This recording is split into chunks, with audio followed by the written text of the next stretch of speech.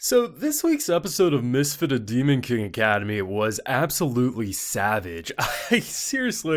When he was basically this random dude who's trying to steal the mana of the low bloods, that typical discrimination in a magical world, I was like, oh man, Anos, when he sees this fool and what he's doing to his family here, Amelia can take her or leave her given what she did in season 1, but once you start hurting Mama and Papa, it's game over. I was thinking, oh, this fool's about to cut him into 1,000 pieces. Wasn't that far off, 888 pieces, and I love the fact that for Anos, it's always about just making sure everyone knows he's above them. Obviously, if you're kind to him, you support him, and you're a genuinely decent person, he's not gonna rub it in your face, but whether it's the talking tree being like, you think magic can work here, it's sealed off, and his casual, do you really think your magic is anything similar to what I can do, as he just so easily sneezes and launches a fireball that can blast through the tree trunk.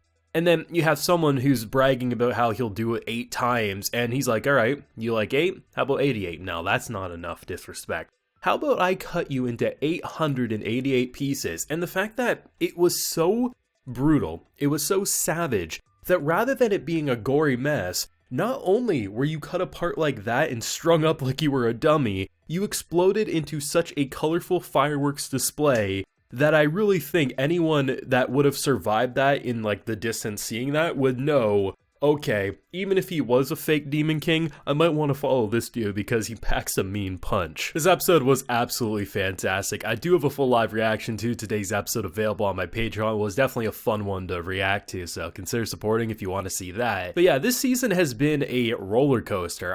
We ended with Dark Misa last week. We immediately kick into this episode basically talking about that, about how rumors and legends can shape her, and more or less half of her is built around that lie. So in doing so, she's now being perceived as the true Anos, all things considered. But it is good to know that anyone who seemingly has believed that he is the real one, like our Anos is the real king and obviously he's the demon lord that we need to follow, as seen by our knight friend bowing in front of him being like, we weren't swayed. It seems like the people who didn't really believe are the lower class demons and stuff are being easily swayed by this lie, where anyone who had devoted loyalty seemingly is doing alright so far. And based on the end of the episode, they're jumping right into it. They're saying, we're gonna come swinging, they're gonna come swinging, there's no running, there's no hiding, it's gonna pop off next episode, and yeah, it should be pretty exciting. But this season in general has been a very fun time, but I think what made me really appreciate this episode more than even the prior 4 episodes of the season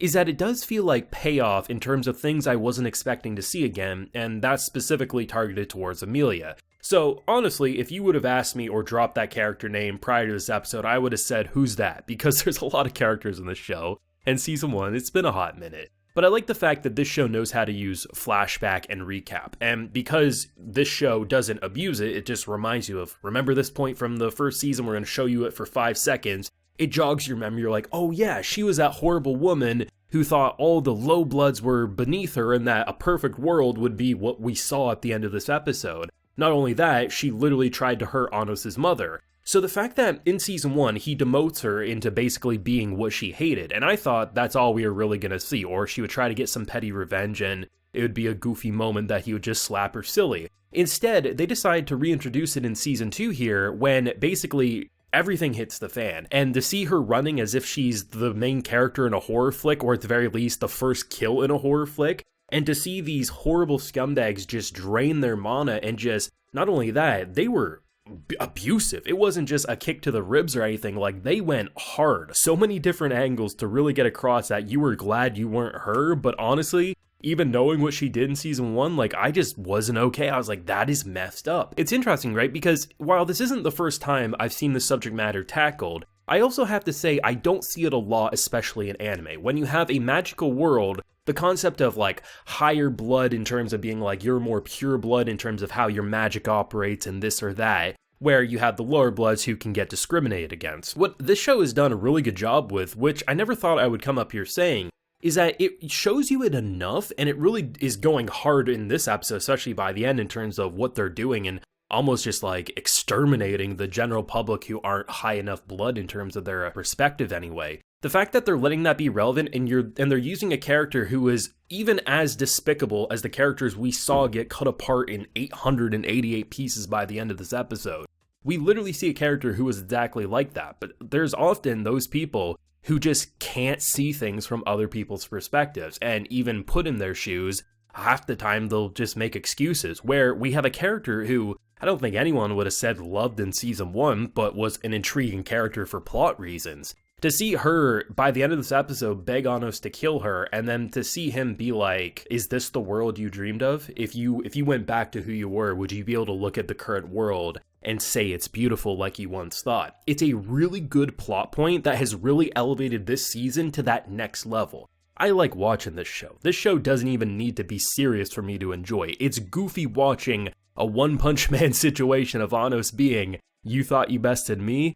You haven't even graduated preschool when it comes to facing an opponent like me. That is fun, that is well and good. There's like 10 different plot twists that the author mixed together into one jumbled mess that half the time you can't keep up with what's truly happening, but it's a fun watch. But moments like these and the end of the episode are what keep your interest there for the long term, that make you say, wow, that is some really good storytelling. It feels like it had a purpose, it feels like it was built up since the beginning of this show. And it feels like these are the types of moments you don't expect to really see again, but when they pop up, it elevates that series to the next level. And I would argue this was probably the best produced episode as well out of the 5 we've seen of this season. Not to say it's ever looked really bad. I mean, yeah, there's the goofy tree CG, which I've clowned on, but as I've also said, I think it's hilarious, so I like it. But in general, there's a pretty consistent character model design. There's some decent action here and there. But I mean, especially by the end of this episode when like they were funneling the mana out of people, it was beautifully directed. And I mean, the background art when they went underground,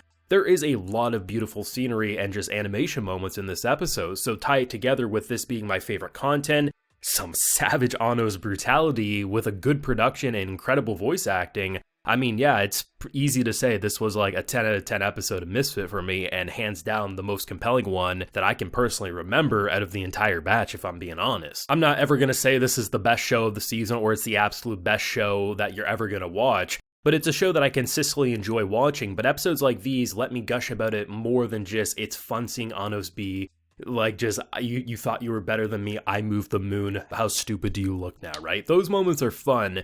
But really, it's the content with what they're doing now, with like half of them believing in Anos, half of them believing in Dark Misa, and then just the discrimination mana angle that they're going with and the big battle popping off soon. This was a really, really good episode if you ask me, but that's just my thoughts and feelings anyway. What did you think? Let me know your feelings down below. Leave a like if you enjoyed, subscribe if you're new around here. Be sure to ring that bell so you can get as many notifications to the channel as possible, and as I mentioned, a full live reaction is available on my Patreon. While you're there, you also get yourself video shoutouts and other perks as well, so do consider if you so wish. So until next time everyone, please take care and have a good one.